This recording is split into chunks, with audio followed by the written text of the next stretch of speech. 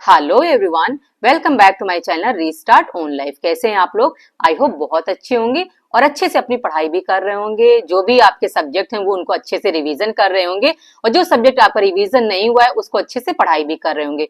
अब देखिए, जो aspirant RO A R O re exam की तैयारी कर रहे हैं सभी को पता है कि इसकी जो डेट है वो 22 दिसंबर को है।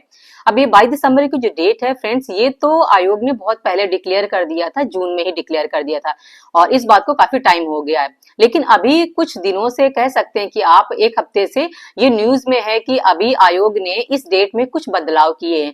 अब क्या बदलाव किए हैं, इस वीडियो के थ्रू छोटा सा एक वीडियो, इसके बारे में मैं इंफॉर्मेशन आपको दे देती हूँ कि वो बदलाव आखिर है क्या। सो फ्रेंड्स, अभी आयोग ने एक हफ्ते पहले एक नोटिस जारी किया हुआ है, उसमें डेट को लेके बदलाव किया हुआ है, RO A R O re exam की डेट को लेके। अब देखिए फ्रेंड्स, ये जो 22 दिसंबर की डेट थी ये तो सबको मालूम है, उसी बेसिस पे सभी लोग अपनी तैयारी भी कर रहे हैं। लेकिन कुछ दिन से ये इन्होंने डेट में थोड़ा सा हेर फेर किया है और शिफ्टों में ये डेट जो है वो चेंज कर दी है। कहने का मतलब ये है कि जो 22 दिसंबर की डेट है वो तो है ही, साथ में 23 दिसंबर की डेट और इंक्लूड कर दिया है। वो फ्रेंड्स इसीलिए ऐसा किया गया है क्योंकि आप सभी को पता है कि RO A R O re exam के लिए पहले जब एग्जाम फॉर्म भरे गए थे कम से कम 10 लाख से ऊपर कैंडिडेट्स थे। अब देखिए 10 या 11 लाख के करीबन अगर कैंडिडेट्स हैं तो आयोग को ये जो एग्जाम है वो कंडक्ट कराने में थोड़ी सी प्रॉब्लम हुई होगी, तभी शायद उन्होंने ऐसा किया हुआ है। अब देखिए इन्होंने क्या किया हुआ है, 22 दिसंबर को जो डेट है उसमें 2 शिफ्ट में पेपर कराया है। पहले क्या होता था कि 2 घंटे का जीएस का पेपर होता था और इसके बाद में बीच में गैप होता था, देन इसके बाद में हिंदी का 1 घंटे का पेपर होता था।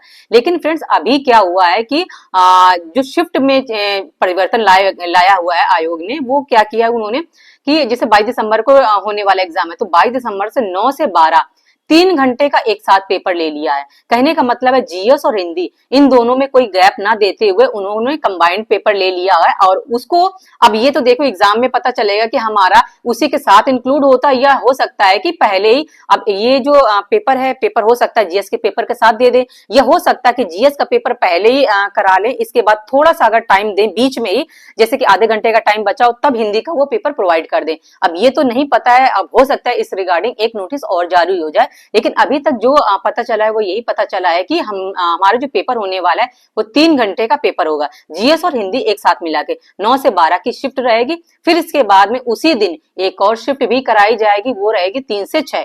कहने का मतलब ये है कि एक दिन में यानी 22 दिसंबर को 2 शिफ्ट होंगी और 23 दिसंबर को भी शिफ्ट में पेपर होगा 9 से 12। जिस तरह से 22 दिसंबर को पेपर होने वाला है वैसा ही सेम 23 को भी होगा, 9 से 12 की शिफ्ट रहेगी और दूसरी वाली जो रहेगी वो 3 से 6 वाली शिफ्ट रहेगी।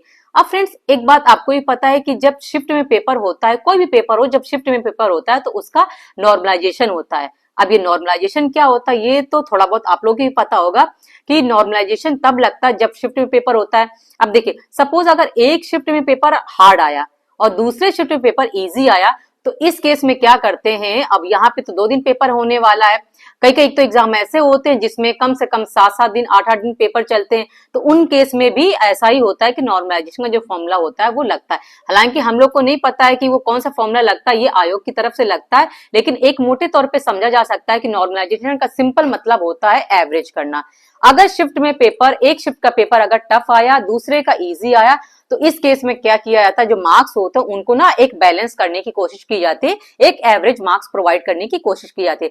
सपोज एक छोटा सा एग्जांपल बता रही हूँ, अगर किसी ने 130 एक शिफ्ट में पेपर इजी आया तो 130 स्कोर किया, ज्यादा स्कोर करेगा क्योंकि पेपर इजी था। अगर कोई शिफ्ट का पेपर हार्ड आया तो उसमें ऑब्वियस सी बात है कैंडिडेट का जो स्कोर होगा वो कम बनेगा। तो अगर एक जो शिफ्ट का पेपर है वो 130 आ रहा है और दूसरे का आ रहा है 120, तो ऐसे केस में क्या होगा कि जो बीच का जो मार्क्स हैं, कहने का मतलब है कि जो 125 वाला है यहाँ पे बैलेंस करने की कोशिश की जाएगी। और ऐसे में आपको ही पता है कि जब नॉर्मलाइजेशन लगता है तो किसी के मार्क्स बढ़ भी जाते हैं और किसी के मार्क्स कम हो जाते हैं और किसी किसी के मार्क्स में कोई चेंज नहीं होता, ये ऐसा होता है। ये नॉर्मलाइजेशन इसीलिए अप्लाई किया जाता है ताकि जो मार्क्स हैं उनको बैलेंस किया जा सके, वरना इसका और कोई तरीका नहीं हो सकता। अब देखिए नॉर्मलाइजेशन लगेगा तो किसी का फायदा होगा, किसी का नुकसान होगा, तो किसी का कोई भी प्रॉफिट एंड लॉस नहीं होगा। उसके जितने मार्क्स उसने ऑब्टेन किए हैं अपने एग्जाम में उतना ही उसका स्कोर बनेगा। ये तो रही नॉर्मलाइजेशन वाली बात जो मैंने आपको बता दी, और इसी तरह का फॉर्मूला लगता है जो आयोग की तरफ से लगाया जाता है, एक मोटे तौर पे मैंने आपको समझा दिया है। फ्रेंड्स नॉर्मलाइजेशन लगे या पेपर शिफ्ट में हो, उससे आपको ज्यादा परेशान होने वाली कोई बात नहीं है, क्योंकि हमें अपने एग्जाम से मतलब है। क्योंकि एग्जाम अगर शिफ्ट में ना होता, एक शिफ्ट में होता, तो भी हमें अपनी तैयारी उतनी ही करनी है। अगर शिफ्ट में पेपर होगा तो भी हमें अपनी तैयारी उतनी ही करनी है। अब आपको बस फोकस करना अपनी पढ़ाई पे, ना कि इधर उधर के बातों पे, क्योंकि पेपर जिस दिन होना है वो उसी दिन होगा। अब ये एक दिन पहले हो जाए या एक दिन बाद, सपोज 22 को हो रहा है, 22 को ना हो के कुछ लोग का 23 को हो जाएगा, तो इससे आइडिया थोड़ा सा लग जाएगा कि पेपर का जो लेवल है वो कैसा आ रहा है। सपोज किसी का 22 तारीख को पेपर हो गया, तो 23 तारीख वालों का क्या होगा कि उनको थोड़ा सा आइडिया लग जाएगा, उनको पैटर्न का पता चल जाएगा कि किस टॉपिक से कैसे क्वेश्चन पूछे जा रहे हैं। और जरूरी नहीं है कि वही टॉपिक आपका रिपीट भी हो जाए। हाँ, जो पैटर्न होता है वो सेम रहेगा, लेकिन जरूरी नहीं कि वो क्वेश्चन ही आपके रिपीट हो जाएं।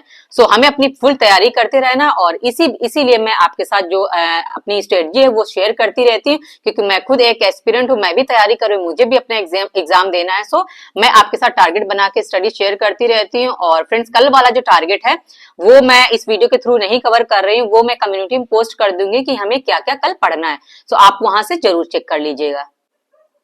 चलिए फ्रेंड्स, इस वीडियो को मैं यहीं पे एंड करती हूँ, और आप लोग बहुत अच्छे से अपनी पढ़ाई करते रहिए, अपने टाइम को यूटिलाइज करते रहिए। टाइम अब बिल्कुल भी नहीं बचा है, उसको टाइम को खराब मत करिए। बहुत सारे अभी देखिए फेस्टिवल भी आएंगे, उसमें भी टाइम जाएगा, लेकिन हमें उन सब चीजों को देखिए इग्नोर करना है, पूरी तरह से ना सही, लेकिन कहीं ना कहीं उन चीजों से थोड़ा सा हटके अपनी पढ़ाई पे ज्यादा ध्यान देना है। क्योंकि फ्रेंड्स, अगर एक बार सिलेक्शन हो जाएगा ना, तो ये सारी चीजें ऑटोमेटिक लाइफ टाइम के लिए हो जाएंगी। पूरी टाइम आपको, पूरी लाइफ आपको बस सेलिब्रेशन ही करना है, फ्रेंड्स के साथ भी घूमना है, जो भी घर परिवार के साथ टाइम आपको स्पेंड करना है वो करना है, अपने पैसों पे जो भी आपको कुछ करना है वो सब कुछ हम कर पाएंगे अगर एक बार सिलेक्शन हो गया। मात्र बात है बस 3 महीने के, 3 महीने अपने आप को डिवोटेड कर लीजिए और अपनी पढ़ाई पे ध्यान दे लीजिए। वही सारी चीजें मैं आपके साथ बताती रहती हूँ।